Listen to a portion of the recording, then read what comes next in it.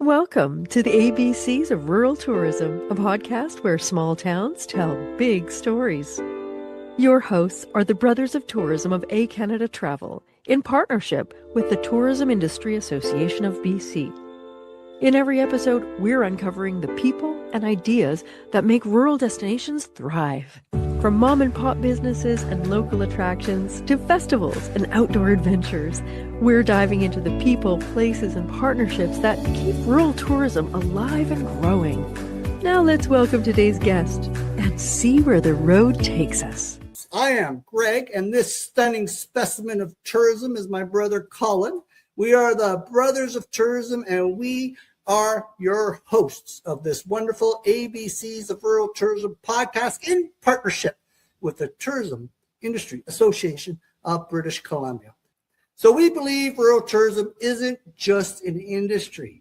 It's the heartbeat of our communities. It's the guide, it's the artist, it's the outfitter, it's the entrepreneur who turns a small town into a destination. If your heart beats a little faster when the road signs get smaller, and you believe the best stories, experience, and opportunities are found where the highway narrows and the welcomes get warmer and closer, you found your people. Yes, you have. And just so you know, this isn't your everyday podcast interview. Nope, we don't do that. We like to think of it as a tourism therapy with microphones. So let's kick the tires and light the fires. It's time to introduce our guest, and we're going to give you a little info about our guest today. Today, we're thrilled to welcome Amber Papou to the show. We affectionately call Amber Papou, and let me explain why. Because wherever Amber goes, momentum follows. She's a doer, a connector, and a leader who turns conversations into action. More importantly, she leads with her heart, listening, supporting, and championing BC tourism industry every step of the way. As CEO of the Tourism Industry Association of BC, she's helping drive one of the province's most important industries forward. So let's welcome to the ABCs of Rural Tourism podcast, Amber. Please, Amber, tell us maybe a little bit about yourself. Well, first of all, thank you for that wonderful. No one else calls me Papou, at least quite the way they will. They will now. So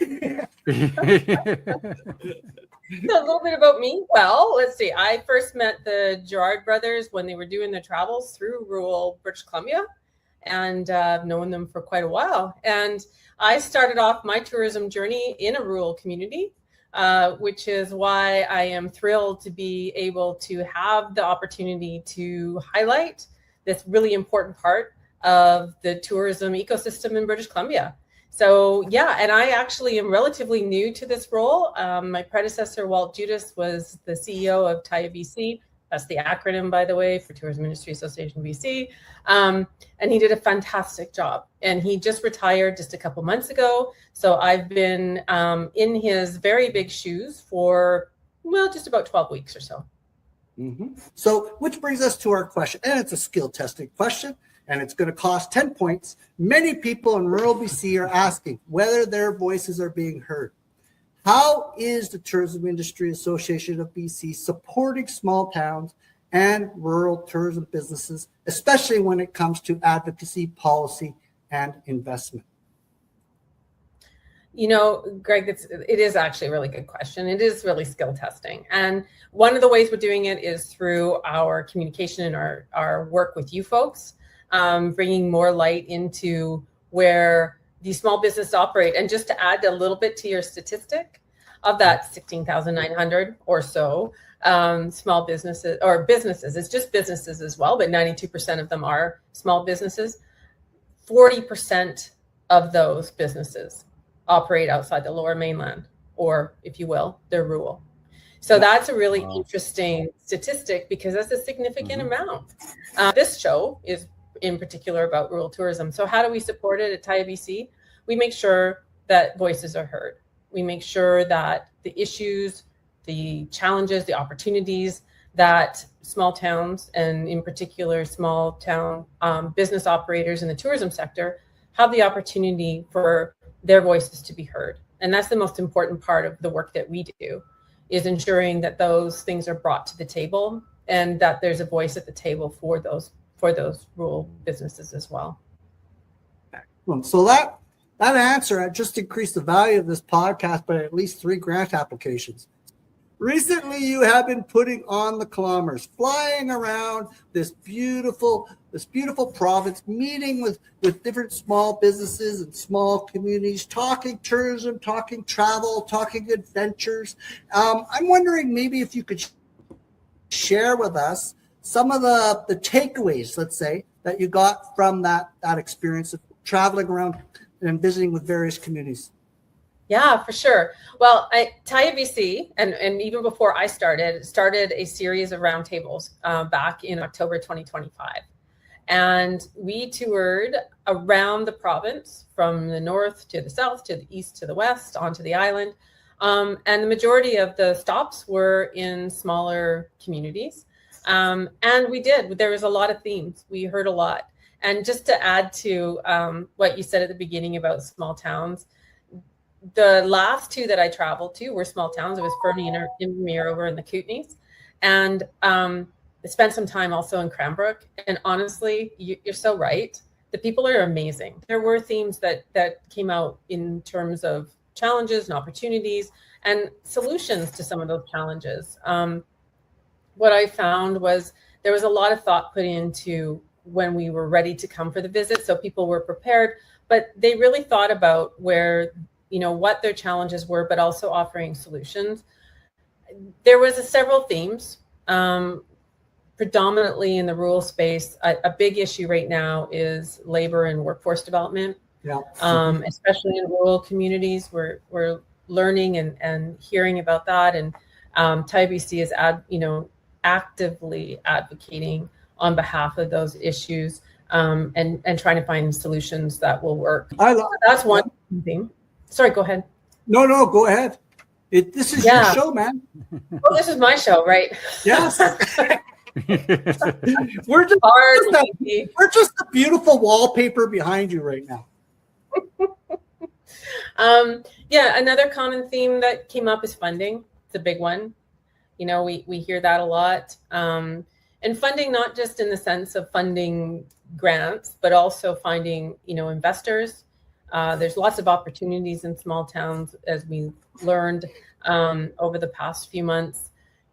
Lots of opportunities that do require funding that's not necessarily government-related funding, but is funding that's required, from private investment and capital.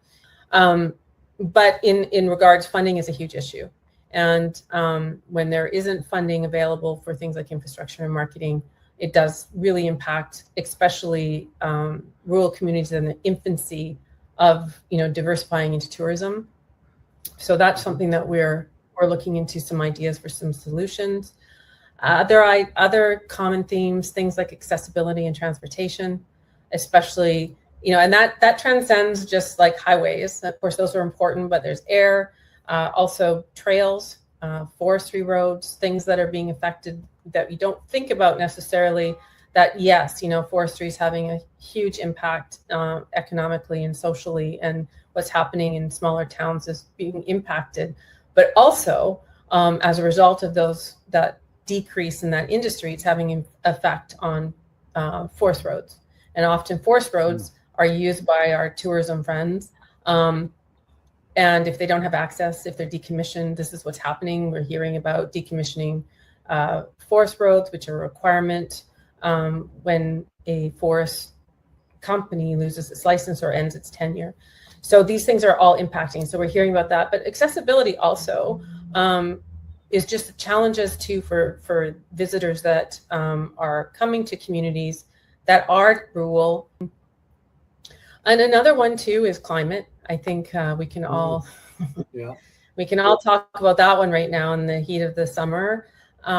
Climate's a huge issue, and for some of us in the rural, one of the positives that came out of that, we've got the forest fires, we've got floods, we've got all those issues that we need to have a strategy for resiliency and how we are being stewards of the land and ensuring that we are as visitors and as community members, ensuring that we're protecting the forest as best we can, and what that means. But also one of the interesting things that came out of that was, and maybe you folks are more attuned to it, and I'm just learning more about it, is the whole coolcations. Yes. And our north of Vancouver, rural spaces in the north are perfect locations for coolcations. And that means people escaping really high temperatures, especially our southern neighbors, are looking for those authentic, colder, coolcations. Interesting.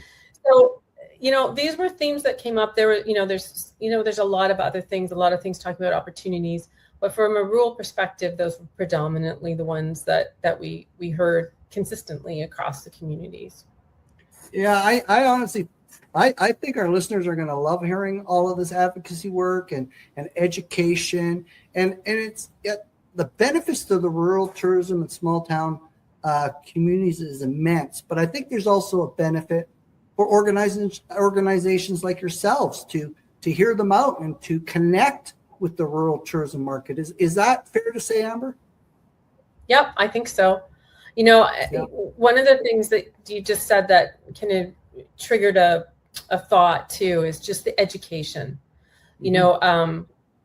We've experienced it. I have a home part-time in Merritt and part-time in Vancouver, where I am right now.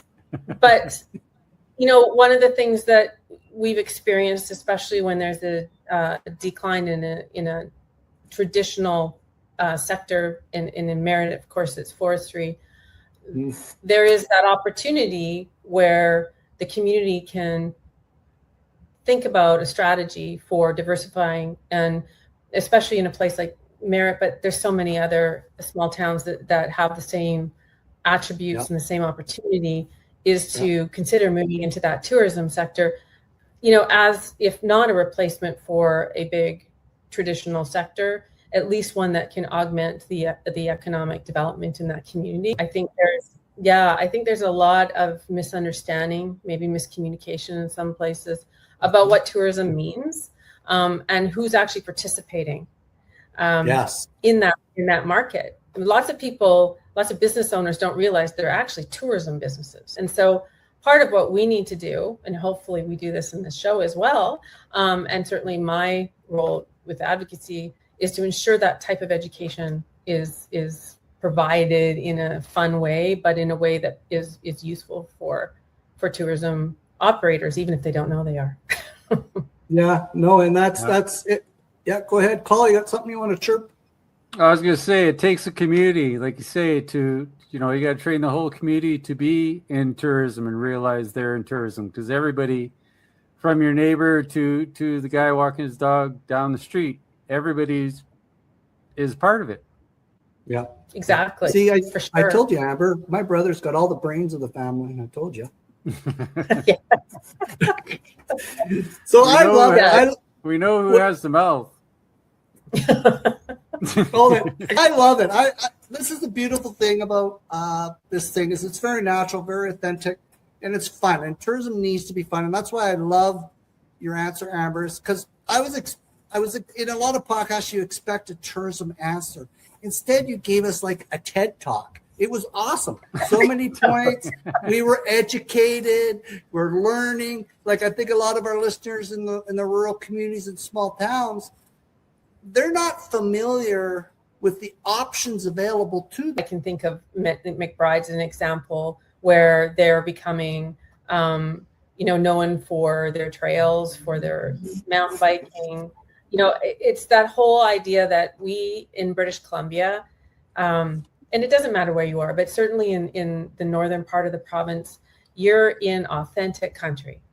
And we know trends for, even if it's, luxury travelers, but just travelers in general, they're looking for authentic experiences, and in addition to that, we've got amazing Indigenous tourism happening in British Columbia.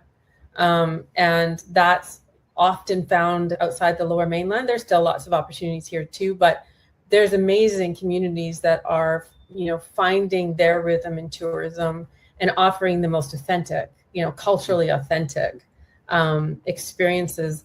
And so that is what the cool thing is about northern, like outside Lower Mainland and rural tourism, is it's extraordinarily authentic.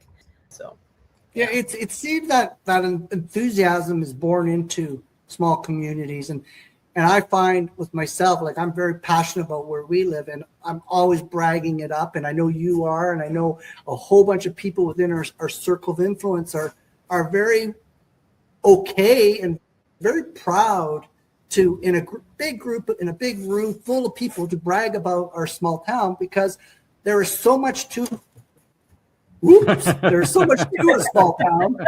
No, and you know what? I'm really fortunate because I'm a 250 and a 604, and I get both experiences. I love both of them, but honestly, going as soon as I get on the Coquihalla and survive and get over that big hill, and then you see the valley, there's just something so restful and peaceful and beautiful about it. And I'm sure other people feel about their home.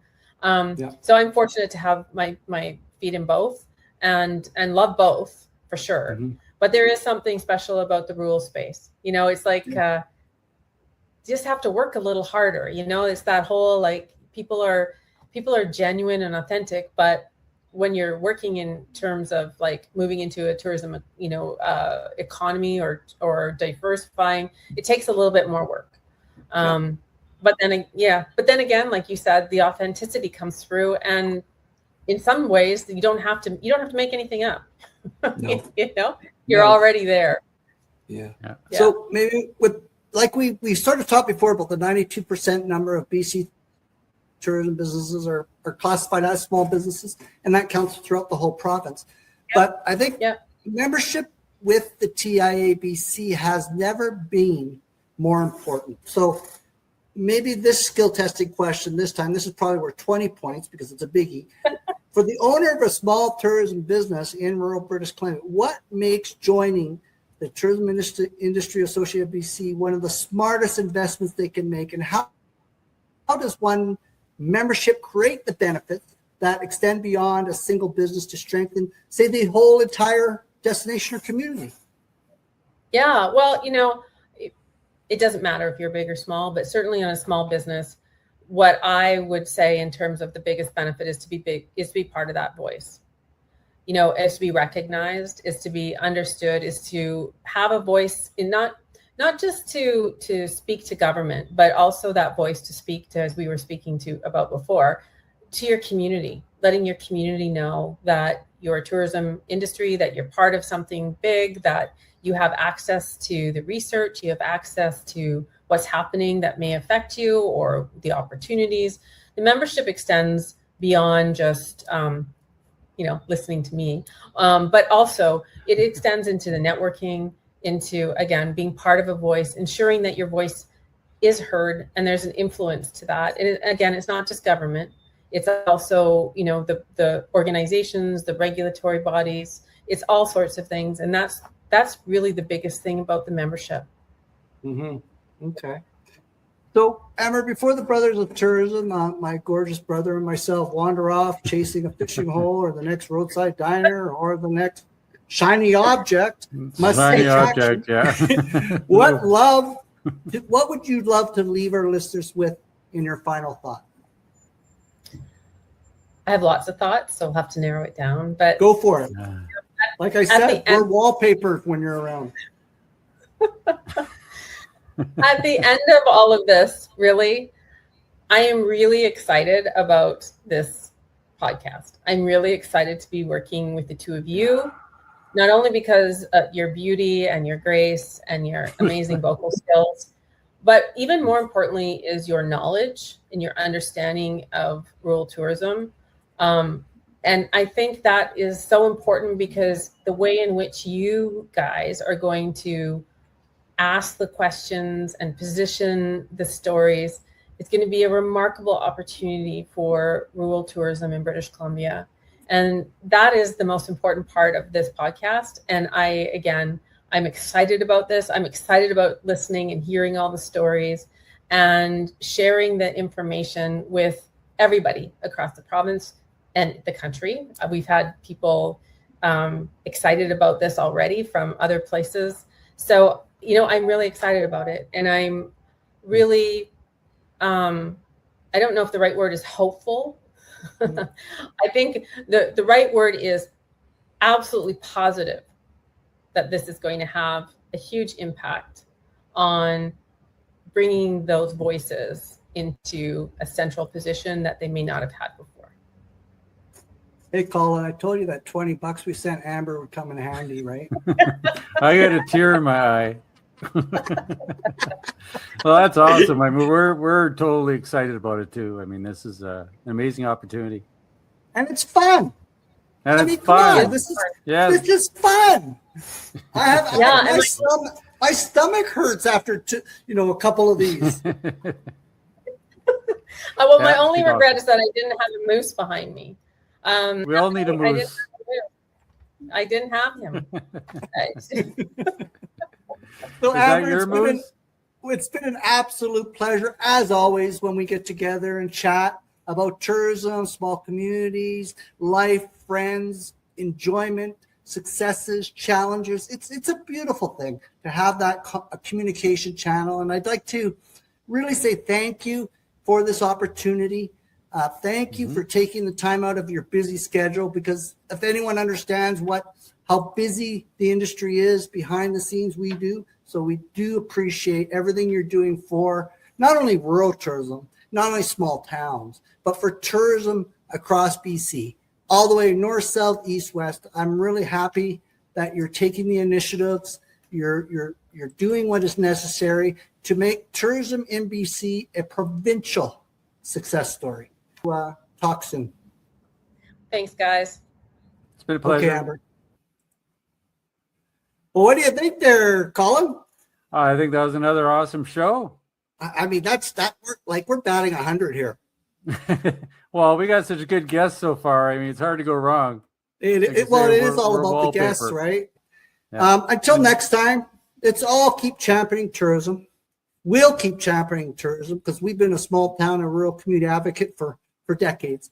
And that's, in our belief, that's what makes British Columbia such an incredible place to explore. We invite the world to come see our rural towns, meet our locals, talk with our locals. The rural towns, the nice thing about rural towns, they're not a dine and dash. If you're going for a coffee, plan for a half hour. If you're going to go into get gas, it's not 5 minutes, it's 15 minutes. Yeah. So that's what we love to do, is our locals, people, we are part of that tourism answer. So in closing, Colin, go ahead. Yeah, and don't just go for a coffee when you go to the small towns. They're all different. They all have their unique personality. But whether you're listening from a tractor cab or a feed store parking lot or from the dusty back road where cell service is a little bit sketchy, thanks for tuning in. Your comments, your ideas, your stories, your support help keep these conversations going, and we encourage it. If you enjoyed today's episode, which we did, and I'm hoping, and I know Amber did, do small towns a favor. Like, comment, share this podcast on your socials. It is the Canadian thing to do. And don't forget to join us every first of the month for a brand new episode of laughs and fun and education and knowledge on the ABCs of Rural Tourism Podcast, streaming live on Facebook, LinkedIn, and YouTube, on the ehCanada Travel Network, and also through the Tourism Industry Association of BC Network. If today's conversation reminded you of one thing, is this: rural tourism isn't built in boardrooms. It's built by people, the dreamers, the doers, the storytellers, and the communities that welcome visitors like old friends. So wherever your next adventure takes you, don't just drive through a small town. Don't do it. Take the time, meet the locals, eat a pie, buy the souvenir, stay a night, take a selfie, do something, spend some time in a small town. You won't just discover a great destination. You'll help keep one alive. So until next time, we're Greg and Colin, the Brothers of Tourism, reminding you that the biggest travel experiences are often found in the smallest places. So thank you very much. And that's a wrap for another episode of the ABC of Rural Tourism Podcast. We'll see you down the road. Ciao for now. Thanks, folks.